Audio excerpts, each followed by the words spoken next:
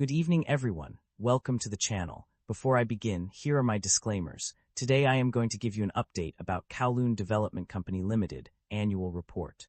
Kowloon Development Company Limited offers a diverse range of businesses and services. At the core of its operations are property-related activities, including investment, development, and management of properties in Hong Kong and mainland China. Its portfolio consists of various types of properties such as office premises, retail shops, shopping malls, and car parking bays. In addition to property management, the company provides a range of services that cater to different needs. These include security, technical, and housekeeping services, which ensure the smooth operation of its properties.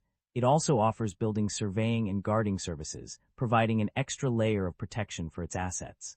Furthermore, Kowloon Development Company Limited engages in financial investments and services, allowing it to diversify its revenue streams.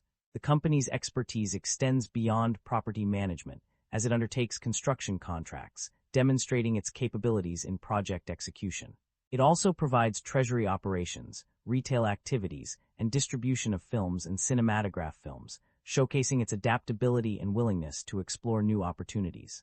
Overall, Kowloon Development Company Limited has established itself as a multifaceted business entity with a broad range of services and investments. Kowloon Development Company Limited maintains a market capitalization of $6 billion, broadly in line with the industry peer group. Kowloon Development Company Limited trades at a higher price-to-earnings ratio of 53 times and a higher price-to-book ratio of 0.36 times relative within the industry. While the stock does not screen as absolutely cheap, mixed valuation signals relative to industry peers prevent a definitive conclusion. With the broader industry trading at lower valuation levels, this may reflect transitional pricing dynamics rather than clear mispricing, warranting further analysis of earnings quality, growth sustainability, and balance sheet strength. The leverage on the balance sheet appears elevated, with liabilities of 59% of total assets. This raises some concern, and we should examine the industry and nature of the business to determine whether they justify the elevated leverage. Average liabilities have declined over the past 5 years, indicating improving balance sheet discipline and reduced financial risk.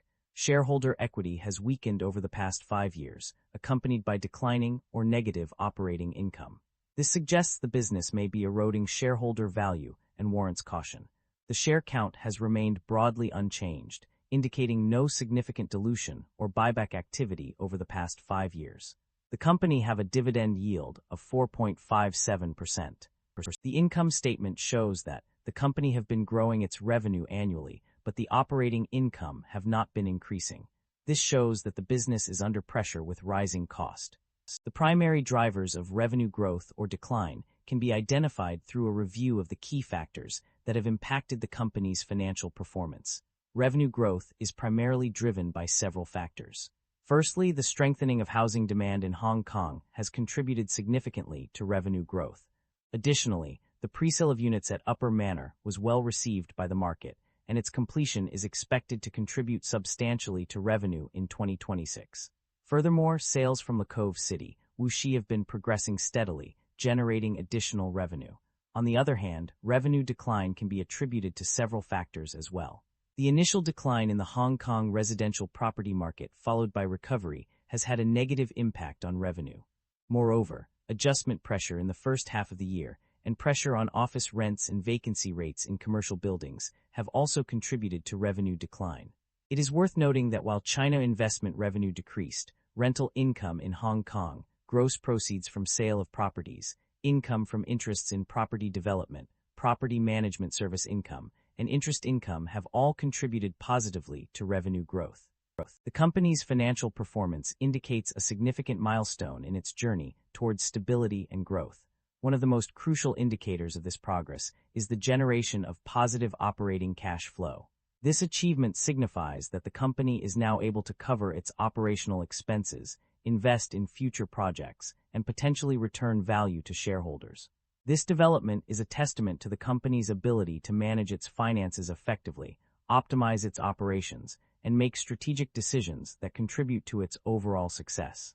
The generation of positive operating cash flow also provides a solid foundation for further growth and expansion, enabling the company to seize new opportunities and build on its existing strengths. The company's debt level has undergone a notable reduction in recent years. A comparison of the total bank borrowings reveals a decrease from $19,125 million in 2024 to $15,527 million in 2025, indicating a decline of approximately $598 million. Similarly, net bank borrowings have also decreased, dropping from $17,941 million in 2024 to $17,354 million in 2025, representing a reduction of around $587 million. This decrease in debt level is a positive development for the company, suggesting improved financial management and reduced risk. However, it's worth noting that interest expenses remain on a floating rate basis, meaning they are subject to change based on market conditions. Despite this, no significant changes have been mentioned, indicating that the company has managed its debt effectively without incurring substantial additional costs. The company's performance across different segments reveals a mixed picture. On the positive side, the mainland property development and Hong Kong property investment segments stood out as strong performers. The former generated revenue of $907,237 with a reportable segment profit of $567,073, while the latter recorded revenue of $199,815 with a profit of $113,564. In contrast, the company's performance in other regions was less impressive. The China property development segment struggled to make ends meet, reporting a revenue of only $164,690 and a significant loss of $13,609. Furthermore, the others category, which includes property management services, incurred a substantial segment loss of $22,505,000. These underperforming segments highlight areas where the company needs to focus its efforts to improve profitability.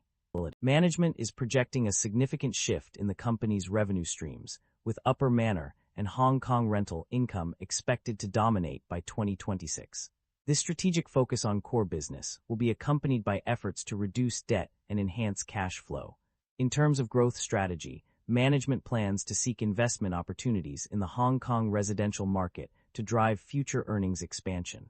Additionally, development projects in Hong Kong and mainland China will be cautiously advanced while managing risks associated with interest rates and exchange rates. Overall, management's outlook emphasizes a balanced approach of stabilizing core operations while pursuing strategic investments for long-term growth. The company has a history of paying dividends to its shareholders. In the recent years, the total dividend declared has been increasing, with $313,490 paid out in 2025 and $187,366 in 2024. This indicates that the company is committed to returning value to its investors through regular dividend payments. The interim dividend for 2025 was set at $0.10 per share, totaling $130,621. Additionally, a final dividend of $0.14 per share has been proposed for 2025.